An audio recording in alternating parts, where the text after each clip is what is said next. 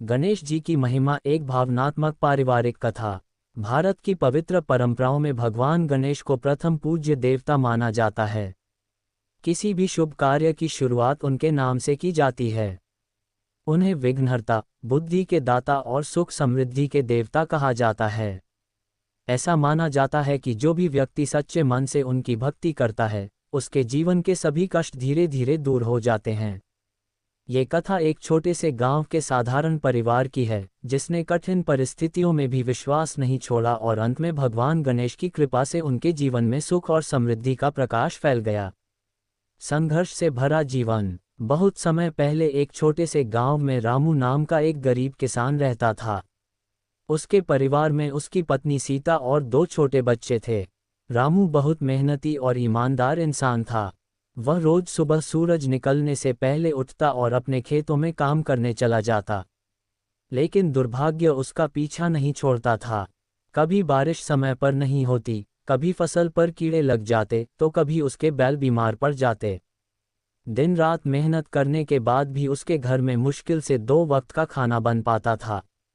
सीता कई बार चिंतित होकर कहती, इतनी मेहनत करने के बाद भी भगवान हमारी मदद क्यों नहीं करते। रामू हमेशा धैर्य से जवाब देता, भगवान देर से देते हैं लेकिन सही समय पर देते हैं।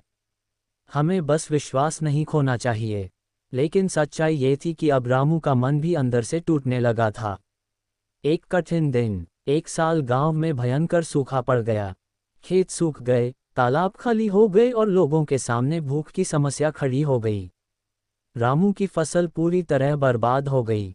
उस दिन जब वह खेत से खाली हाथ घर लौटा तो उसकी आंखों में आंसू थे।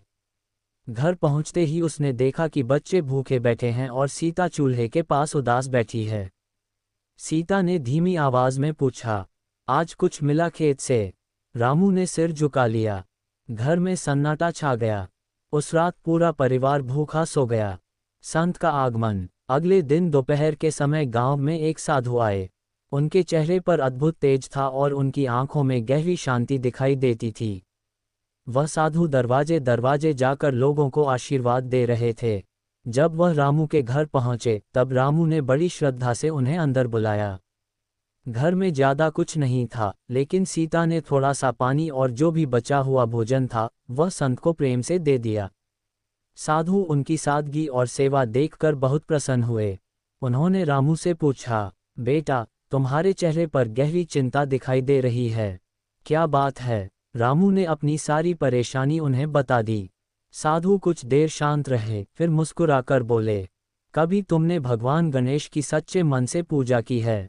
रामू ने कहा, हम भगवान को मानते तो हैं, लेकिन नियमित पूजा नहीं कर पाते।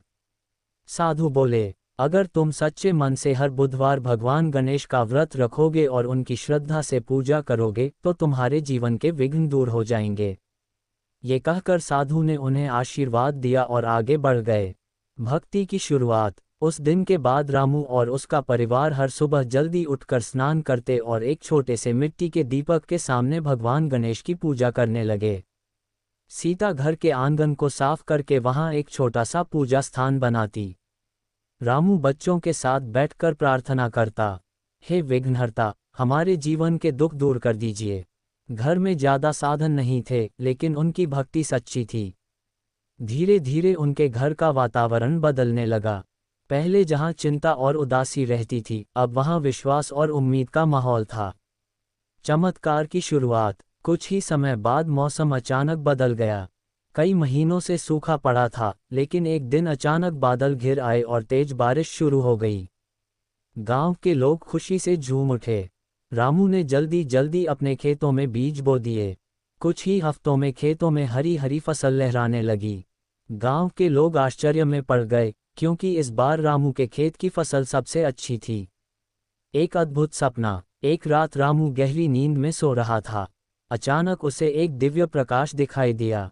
उस प्रकाश के बीच में भगवान गणेश प्रकट हुए। उनके चेहरे पर करुणा और मुस्कान थी। उन्होंने रामू से कहा, रामू, तुम्हारी सच्ची भक्ति से मैं प्रसन्न हूँ। याद रखो, जो भी व्यक्ति सच्चे मन से मेरी पूजा करता है, उसके जीवन के विघ्न दूर हो जाते हैं। रामू भावुक होकर उनके चरणों में झुक गया। तभी सपना समाप्त हो गया। खुशियों की वापसी। सुबह उठते ही रामू ने अपना सपना परिवार को बताया। सीता और बच्चों की आंखों में खुशी के आंसू आ गए। उस दिन से रामू का जीवन पूरी तरह बदल गया। फसल अच्छी होने लगी, घर में धन आने लगा और परिवार की परेशानियां धीरे धीरे खत्म होने लगीं। लेकिन रामू ने कभी अपनी भक्ति नहीं छोड़ी। वह हमेशा अपने बच्चों से कहता, सुख के समय भगवान को भूलना सबसे बड़ी गलती होती है। पूरे गांव के लिए प्रेरणा। धीरे धीरे पूरे गांव में रामू की कहानी फैल गई। लोग उससे पूछने लगे, तुम्हारी किस्मत अचानक कैसे बदल गई? रामू हमेशा मुस्कुराकर जवाब देता, ये सब भगवान गणेश की कृपा है। इसके बाद गांव के कई लोगों ने भी श्रद्धा से उनकी पूजा शुरू कर दी। गांव में धीरे धीरे सुख और शांति का वातावरण बनने लगा। कथा की सीख। इस कथा से हमें एक बहुत बड़ा संदेश मिलता है। जीवन में कठिनाइयां आती रहती हैं, लेकिन हमें कभी विश्वास नहीं खोना चाहिए। जब मन से भक्ति और सच्चाई होती है तो भगवान अवश्य हमारी सहायता करते हैं। विशेष रूप से भगवान गणेश को विघ्नहर्ता कहा जाता है, क्योंकि वह अपने भक्तों के जीवन से बाधाओं को दूर कर देते हैं। इसलिए हर शुभ कार्य से पहले उनका स्मरण करना बहुत शुभ माना जाता है। कथा का संदेश। सच्ची श्रद्धा, धैर्य और विश्वास से की गई प्रार्थना कभी व्यर्थ नहीं जाती। जब भक्त का मन सच्चा होता है तब भगवान अवश्य उसकी सहायता करते हैं।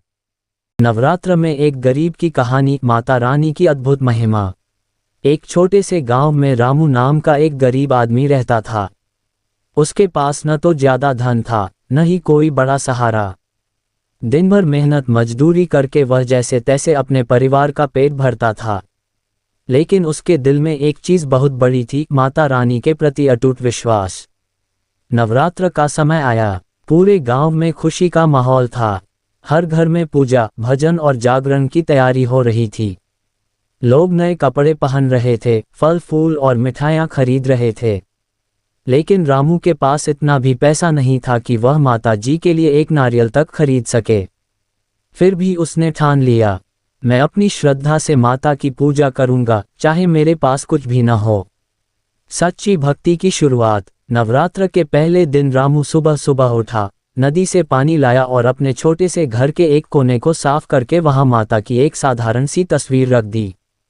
उसने एक दीपक जलाया और फोल्डेड हाथों से बोला, हे माता दुर्गा, मेरे पास देने को कुछ नहीं है, बस मेरा विश्वास और प्रेम स्वीकार कर लो।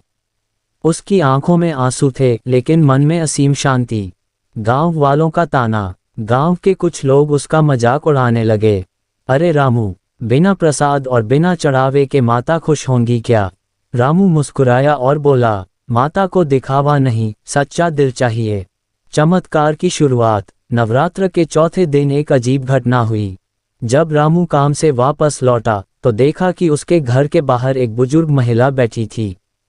वह बहुत थकी और भूखी लग रही थी। रामू ने तुरंत अपने घर में बची हुई थोड़ी सी रोटी और नमक लाकर उन्हें दे दिया। महिला ने प्रेम से भोजन किया और जाते जाते बोली, बेटा, तेरी भक्ति खाली नहीं जाएगी, माता तुझ पर बहुत प्रसन्न है।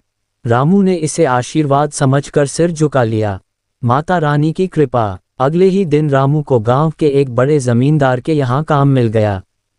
काम अच्छा था और मजदूरी भी पहले से ज्यादा मिलने लगी।